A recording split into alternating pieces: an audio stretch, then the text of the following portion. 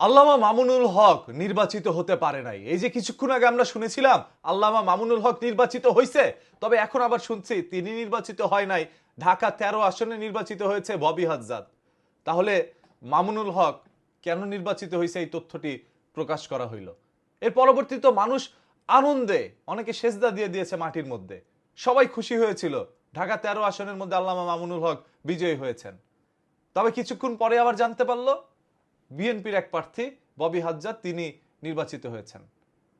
এখন মানুষ আসলে কি করবে, কাকে বিশ্বাস করবে? যেহেতু একবার ভুল ছড়ানো হয়েছে, পরে হয়তো বা সঠিক ছড়ানো হয়েছে, তাহলে প্রথমে কেন ভুল ছড়ানো হলো? মানুষ তো বলছে আমরা তো ভাই মন খুলে সবাই গিয়ে ভোট দিয়ে আসছি রিক্সা মার্কায় মামুনুল হককে, তাহলে উনি কেন আজ ফেল করলো? আসলে কি ভোটের মধ্যে কোনো ধরনের দুর্নীতি হচ্ছে? মানুষের মনে এই প্রশ্ন। কেন আল্লামা মামুনুল হককে একবার বলা হইলো তিনি নির্বাচিত হয়েছে, আবার বলা হয় নির্বাচিত হয় নাই? এই যে মানুষের আবেগ অনুভূতির উপরে কারা হিসু করছে বারবার, এদেরকে মানুষ চাচ্ছে চিহ্নিত করতে, তবে ধরতে পারছে না যে কারা এই ধরনের কাজগুলো করছে।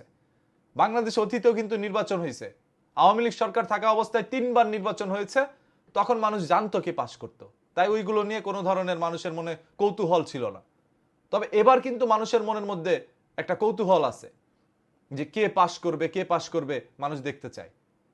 এই নির্বাচনটা এমন একটা নির্বাচন হয়েছে যেখানে মানুষ মন খুলে ভোট দিয়ে আসছে, যেন মনে হচ্ছে ঈদের দিন তারা ঈদ পালন করছে, ঈদ উদযাপন করছে। এরকম ভাবে সবাই নির্বাচনে ভোট কেন্দ্রের মধ্যে গিয়েছে ভোট দেওয়ার জন্য, সেজে গুজে গিয়েছিল অনেকে।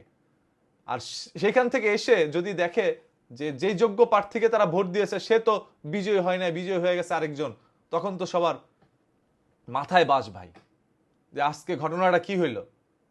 যদি ববি হাজ্জাদ আসলে পাশ করে থাকেন ঢাকা 13 আসনে, সেটা প্রথমে প্রকাশ করে দিলেই হইতো, কোনো ধরনের সমস্যা নাই।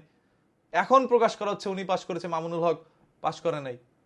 এই প্রকাশগুলো কারা করছে? অনলাইনের মধ্যে তো আমরা এই সকল তথ্যগুলো পাচ্ছিলাম, তখন আমরাও প্রকাশ করছিলাম যে আল্লাহ মামুনুল হক পাশ করেছেন।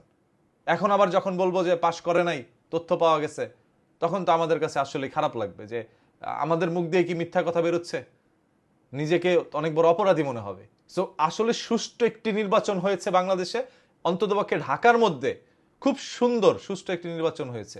এরকম নির্বাচন অতীতে আমরা দেখি নাই। কোনো ধরনের হট্টগোল ছাড়াই আইন শৃঙ্খলা বাহিনী বা বাংলাদেশ সেনাবাহিনীর নিয়ন্ত্রণে একরকম খুব সুন্দর একটি নির্বাচন হয়েছে, শান্তিপূর্ণভাবে মানুষকে ভোট দিয়ে এসেছে। সো এখন ভোট গণনার সময় কেন দুর্নীতি হচ্ছে? মানুষের এটাই দাবি যে আগে দুর্নীতি হইতো কোনো সমস্যা নাই, নির্বাচনে দুর্নীতি হইতো সমস্যা নাই, ভোট কেন্দ্রে হইলে সমস্যা নাই, সমস্যা হচ্ছে গণনার সময়। গণনায় কেন উল্টাপাল্টা করা হচ্ছে? কারা ভোট গণতাছে? আবার বলা হয় অনেকে নাকি টাকা পয়সা খায়া এখন ভোট উল্টাপাল্টা গণে। আল্লাহ ভালো জানে ভাই কি হচ্ছে না হচ্ছে। আমরা সাধারণ জনগণ, আমরা তো আর ভোট কেন্দ্রে এখন বৈশা নাই, আমরা তো আর তথ্য জানি না, ভিতরে যারা আছে তারাই জানে। আপনি ধরেন এই জুলাই আন্দোলনে হাজার হাজার স্টুডেন্টরা শহীদ হয়েছে, তাদের রক্তের সাথে একটা গাদ্দারি করছেন, আজ কিছু টাকা পয়সা পাচ্ছেন, এই টাকা আপনি ভোগ করতে পারবেন না। আগামীকাল যখন কবরে যাবেন তখন কিন্তু ভাই ওই কবরে গিয়ে হিসেব দিতে হবে। এই শহীদরা আসবে আপনার কাছে হিসেব নিতে, দিতে পারবেন না।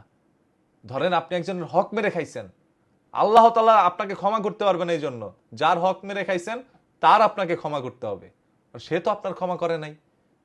হিসাব দেওয়া অনেক কঠিন হয়ে যাবে যদি কেউ দুর্নীতি করে থাকেন এই ভোট নিয়ে। অন্তত পক্ষে এই জুলাই আন্দোলনের ভোট নিয়ে যদি কেউ দুর্নীতি করে, আল্লাহর কাছে দাবি থাকবে, হিসেব কিভাবে দিবেন আপনারটা আপনি করেন, ইয়ানাফসি ইয়ানাফসি করবেন শুধু তখন। বাই দ্য ওয়ে, আল্লামা মামুনুল হক কি আসলেই বিজয়ী হয়েছিলেন কিনা আপনারা সবাই একটু কমেন্ট করে জানান, নাকি আসলে তিনি বিজয়ী হন নাই।